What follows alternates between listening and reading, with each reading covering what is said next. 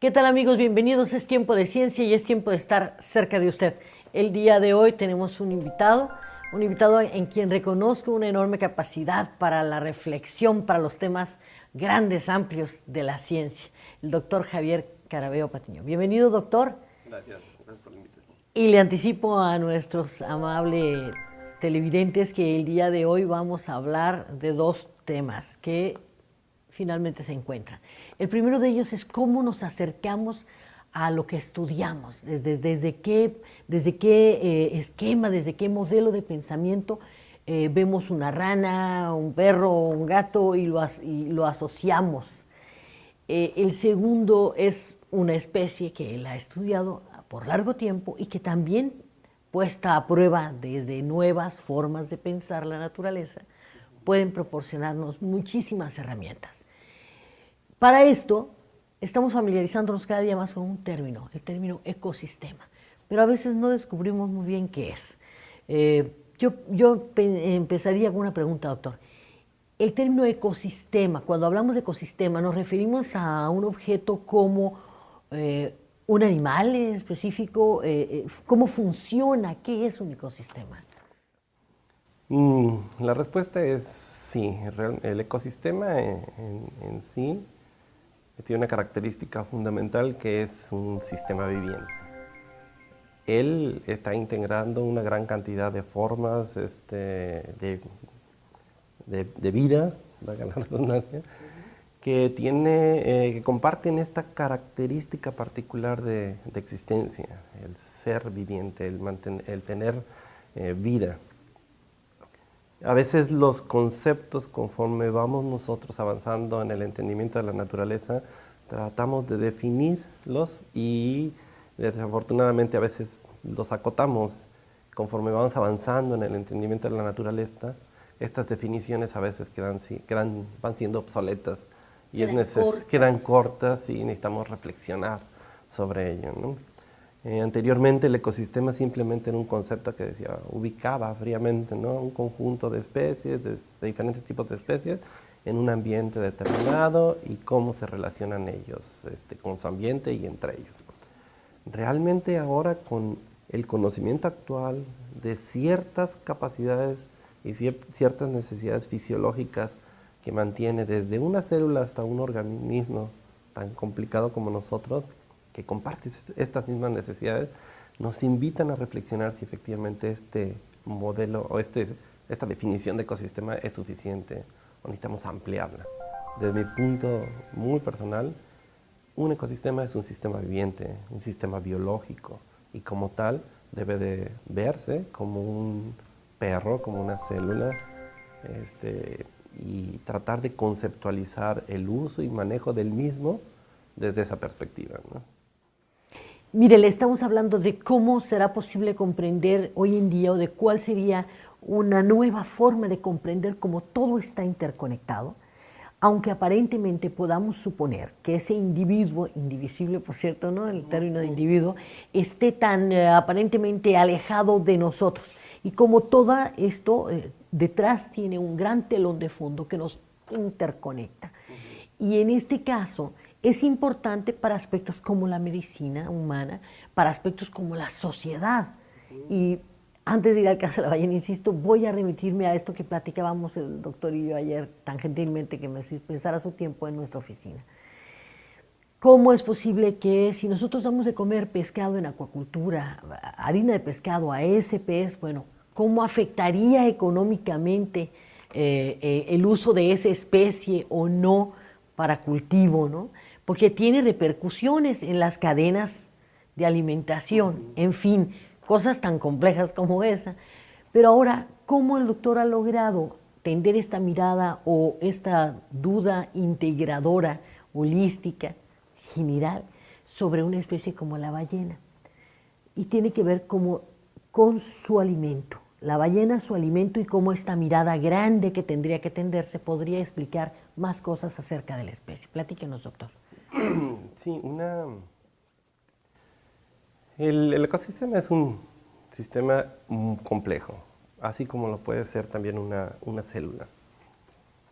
Pero no necesitamos entender cómo funcionan a la perfección todas las moléculas que constituyen todas las estructuras de una célula, ni mucho menos la de un sistema complejo como nosotros, ni un ecosistema, sino tratar de entender cuáles son las propiedades particulares de los sistemas vivientes que nos permiten de alguna manera mantener integrados el movimiento, entendiendo cómo se ubican en el espacio las diferentes formas de vida y cómo estas ubicaciones en el espacio y en el tiempo están relacionados con ciertas necesidades fisiológicas que demandan cada uno de las diferentes formas de vida.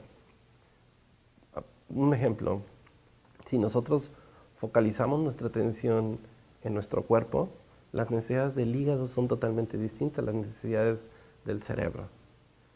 Igual, cuando nosotros nos alejamos hacia entender un ecosistema, las necesidades de la sardina, por ejemplo, en el ambiente oceánico, son muy distintas a las de los mamíferos marinos. Ambos comparten necesidades fisiológicas muy importantes y muy semejantes, no nada más para ellos mismos, sino para todo el sistema.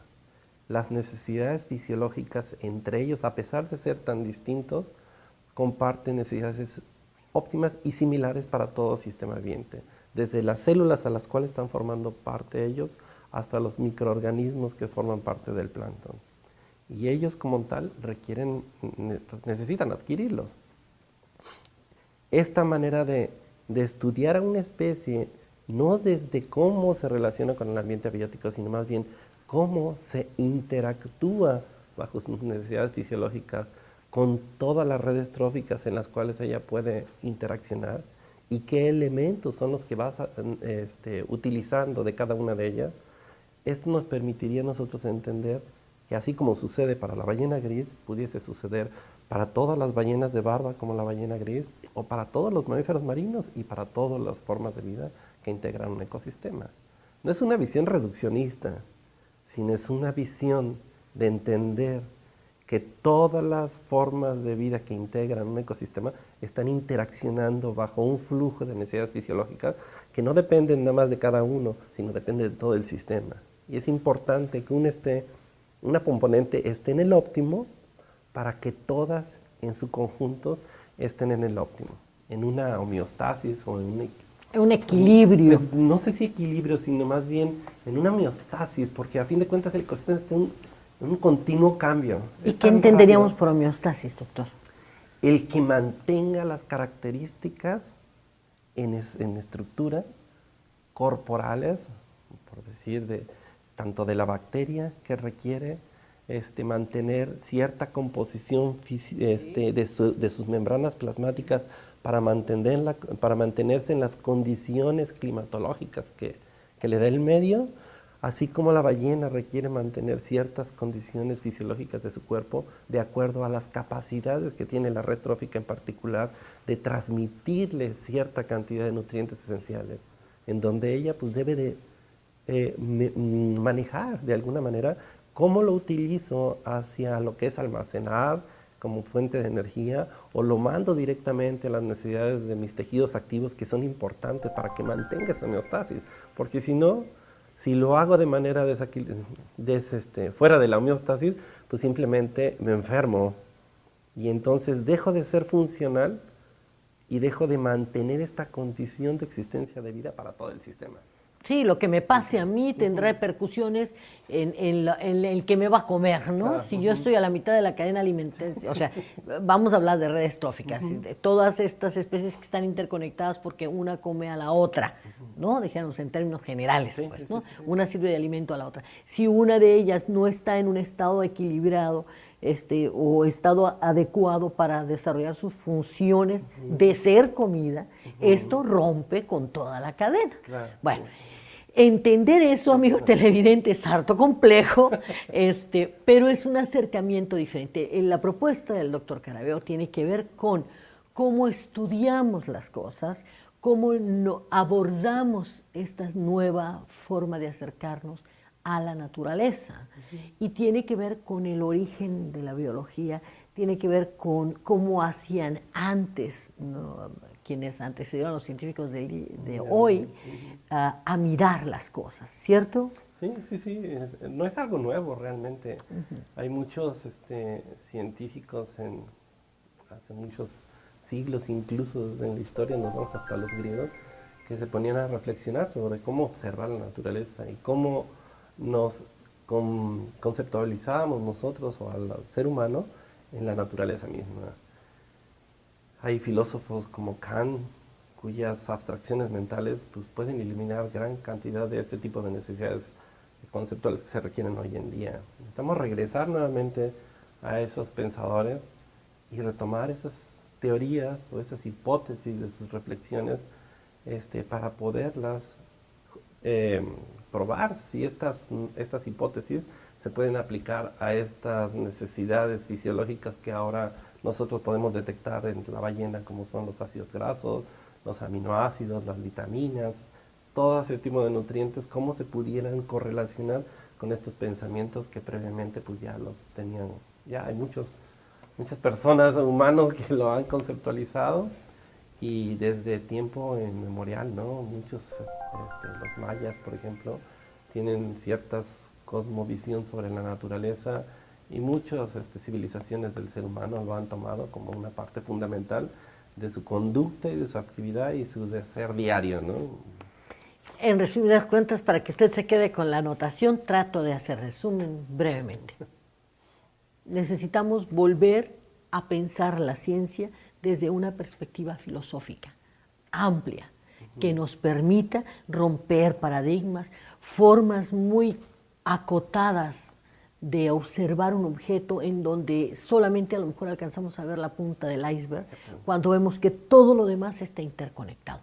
Y necesitamos pensarnos nosotros mismos como entes biológicos, pero en toda una trama enorme que no termina con la orilla de nuestro cuerpo. Sí, ¿no? Seguramente como la ballena, vamos tras los omegas, no de manera tan inteligente como ella, pero finalmente tendríamos que hacerlo, ¿no? Tratando de buscar un equilibrio. Sí, exactamente. Es fundamental realmente tener esta visión, este cambio de paradigma y tratar de romper los viejos formas de pensamiento que nos hacían ver a los ecosistemas o a nosotros mismos como máquinas, ¿no?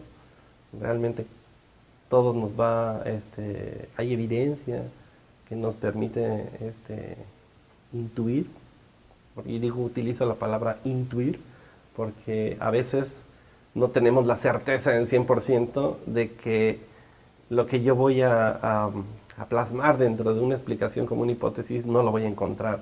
Sin embargo, la intuición de cómo es que funciona la naturaleza, pues necesita ser cultivada esa intuición a través de regresar a la filosofía, esos pensadores, ya esa abstracción mental de cómo funciona la naturaleza se hizo hace mucho tiempo por muchos pensadores. Pues hay que retomar esas formas de pensar, esas ideologías y corroborar si efectivamente se pueden aplicar a estas evidencias y esta tecnología que tenemos hoy en día para poder corroborar estas propiedades holísticas que interaccionan todas las formas de vida que integran un ecosistema. Doctor, muchísimas gracias por esta asomo apenas a un enorme tema que seguramente podremos ir desglosando en próximos programas. Gracias. A usted, amigo televidente, bueno, esperamos que esto nos ayude juntos a abrir también la mente a nuevas propuestas para la ciencia misma, desde algo que se pensara tan lejano a veces, desafortunadamente, como lo es la historia del pensamiento, cómo construye el hombre su pensamiento y desde dónde lo construye. Muchísimas gracias. Buenas noches. Gracias, doctor. Gracias.